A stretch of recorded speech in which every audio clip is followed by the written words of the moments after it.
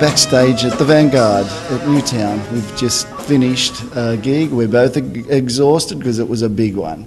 I'm here with Dom Turner of the Backsliders. Hi, Dom. Hey, Steve. So is this the step that you were sitting on when you were talking to Hubert Sumlin? This was the very step. Well, pretty well. I think it might have been one down or one up. I'm not sure. But yeah, I sat here in the Vanguard in Newtown and was doing a gig with Hubert Sumlin of Howling Wolf fame. And sat out here with Hubert chatting, and that was an amazing experience. I couldn't tell you really what we talked about, but it was just, being in the presence of such a great guitar player and such an iconic figure, who had been around, none other than Howling Wolf, and probably had a million stories to tell about the wolf. He told me some of those stories, and it was great. It was fantastic. And he said the wolf will be proud of you? He said the wolf will be proud of you. So, I'm proud of you. And I didn't even have to pay him. No. I was completely blown away with that comment from Hubert Sumlin. But he was great, a great person to be around. Well, today they say you're one of Australia's most important bluesmen. But you started off listening to Black Sabbath and bands like that, I believe. Yeah, I did. I mean, coming through the 70s, and which was kind of the period when I first started buying LPs in those days. But what really happened was I was probably more influenced by the 60s music because I have older brothers and sisters, and so they were playing me Donovan, the Rolling Stones, the Who, all of that sort of thing. And so in the 70s, as any good teenager did in those days, you got into Black Sabbath and Deep Purple and that sort of thing. But I very soon started to realise that it was the elements of Black Sabbath, it was the Hammond organ playing, lazy, and it was the more blues guitar tones that was really was appealing to me. I mean, all of those bands that you mentioned are a blues base, even Black Sabbath. My theory is that nearly all of the rock that you hear, it does have a direct line to blues through rock and roll. So yeah, I did listen to that, and then ended up with the 60s kind of music, and then going back, and in particular, I got into Leadbelly, was probably the first blues thing that I got quite heavily into when I was fairly young, probably about 15, 16, something like that. As far as I know, you're self-taught, apart from just a few sessions with Gypsy Dave Smith. That's right. We both went through the school of Gypsy Dave Smith, didn't we?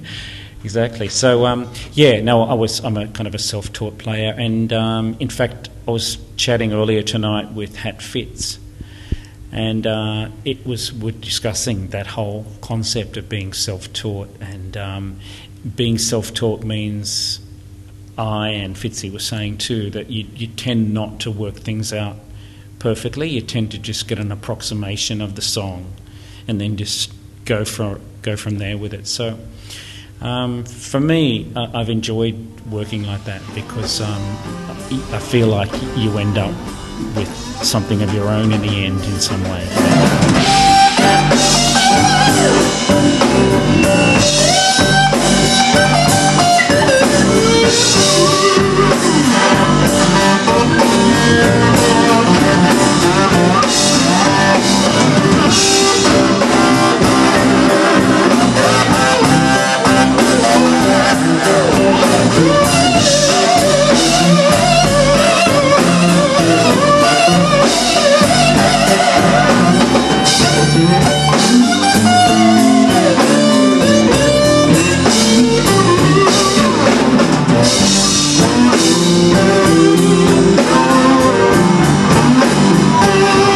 The first few bands I knew of you were the Golden Tones, and they were electric bands. They were electric Chicago blues bands.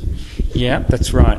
But prior to that, the very first band I had was in high school, and I was a singer. It was before I played guitar, and we did like Free, Black Sabbath, Deep Purple, but we also did things like I Just Want to Make Love to You, kind of some early blues tunes as well with that.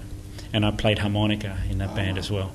And then soon after leaving high school, when I first started playing guitar, I played acoustic guitar, and I had a trio with two other guitar players. One of them was Greg Mack, who is his famous brother is Paul Mack, and Paul Robertson, another friend of mine, and we played as an acoustic, I said duo, trio, playing a bit of blues stuff, but kind of the 70s music, Neil Young, etc., etc. John Crosby, Stills, Nash.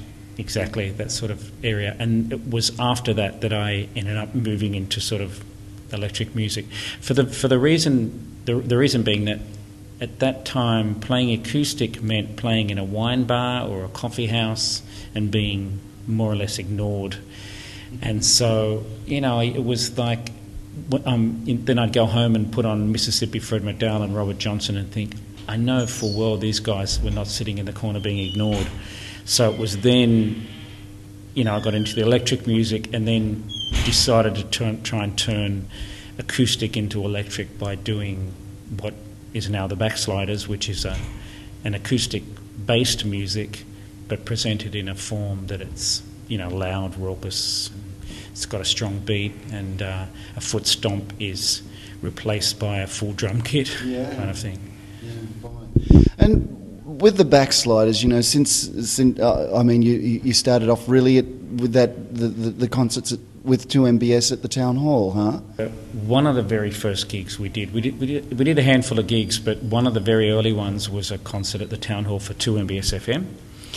And it was a general music concert rather than a blues concert, and the Sydney Town Hall was packed for that particular concert. Nothing to do with us; we were completely unknown. And it was from that we got a record contract with the radio station, 2MBS FM, and that kind of really kicked us off, because as soon as we put out the album, we very soon got airplay on Triple J and various other radio stations. I think because at that time there was nobody really doing acoustic blues in Australia in a format that was somewhere in between acoustic and electric. It was either you're an electric band or you played acoustic. It was never the twain shall meet kind of thing. In fact, I don't think there'd be too many bands worldwide quite of the same ilk as the Backsliders. Yes and no. There are a number in Australia now who've probably taken on, maybe influenced by us, hopefully, and have taken on that sort of concept. But there is definitely the concept of having no bass that we have. It's not our original concept. I mean, the blues guys have been doing it, particularly in Mississippi, for years. And but the idea of mixing acoustic and electric in Australia was something that wasn't happening before. Yeah, I mean, we talked about Hubert Sumlin, but I mean, the festivals. I don't know where to start with some of the people you've actually met with and played with and spoken to. Who are some of the more memorable ones? There are a lot, and I'm very happy to say that, because it's kind of they're my heroes sort of thing. But some of the most memorable are John Hammond. We've done a number of tours with him, and so I've been able to spend time with him. That's been fabulous. He's a complete gentleman and a great musician. Charlie Musselwhite, the same. Also, particular favourite of mine is John Mooney from Louisiana, a great guitar player, slide guitar player. He came along to the Byron Bay Festival one year and played with us at that festival. That was a real highlight for me. The list goes on. Leo Kotke, David Lindley. Just over the years we've done lots of supports for these different artists, and so through that you get to meet them. And particularly in the festival circuit you get to meet a lot of, in my case, my heroes, come along. Yeah. So it's a really great experience. With David Lindley, had you spent much time with him? No, I've only met him once, and but that was fun. He's such a funny guy, and he had he has great insight. His playing is one thing, but he has great insight on guitar construction and design and pickup use and all of that. So we talked mainly about that, which was really good. Myself and Jeff Lang and David Lindley. That was a great experience. But yeah, there's been a lot of different artists. I'm just trying to think here who else we've played with. And of course, we mentioned Hubert Sumlin, and one of my all-time favourite musicians is Howling Wolf. So having meeting someone with such a strong connection to Howling Wolf was great. Peter told me that at 6'6", he'd come out doing somersaults onto the stage. The energy these fellas must have had as performers. Yeah, I think in the case of Howling Wolf, I think Elvis Presley, onto Mick Jagger or Jim Morrison, it all comes from Howling Wolf, And Howling Wolf got a lot of his antics from Charlie Patton, who was, we only have the albums of Charlie Patton from the 1920s, but he was renowned for, playing the guitar behind his head, that whole deal. The Jimi Hendrix sort of deal was happening in the 1920s with Charlie Patton. So, and Howling Wolf spent a lot of time around Charlie Patton, and so picked up the whole concept of the onstage antics, that we now call the rock singer, really. With the Backsliders, you write most of the songs now, huh? I do, yeah. And in recent years, or it's not that recent because I co-write a lot now with Rob Hurst, but he's been with us for 7 years now, so it's not really in recent years. So I still write the bulk of the material, but these days more and more tracks we write together, which is really, I'm enjoying that whole process of writing with somebody else who is a like-minded sort of songwriter. How do you go about writing songs? What's your process?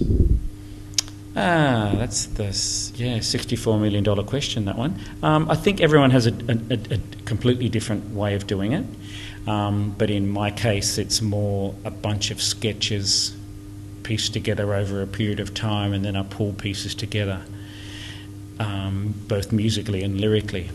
And Rob is exactly the same, so it's really, we find it very easy to write together because of that, because we're able to sit down and say, look, I've got this bit and this bit and this one, and they all piece together. What have you got, And usually, he'll have some other pieces, a chorus and, a middle eight or whatever, and then it all sort of falls together. So we both work in that similar kind of approach. It sounds like it's a bit bitsy, but it's not. It means that the song builds over a longer period of time in general. Do you tape things? Yeah, tape it. Yeah, I tend to work on snippets of bits of paper and small sketches on a mini disc or on a cassette in the old days. Yeah, and over the years, I really have watched you play. I've really observed you grow as a musician, and your slide playing is just really unique now. It's what did you do to develop it? It's an interesting one. It's a nice compliment. I'm glad that it's unique, but I am heavily influenced by a lot of slide guitar players, as you know, Steve. Yeah. Probably the biggest one of all is Ry Cooder, really, as far as electric slide is concerned. But for me, I think it's because I never try to work things out properly. I was just going to ask that. You don't work things out, you just try and go for that sound. I just go for an approximation of a song, and so that it's 50%. If it's covering a song, it's 50% of what the song is and 50% of what I think might work well. So it just means you're thinking on your feet all the time. So rather than doing a bunch of licks, you're actually constructing a conversation each time you play. That's the idea, is that it's conversive rather than replicating licks.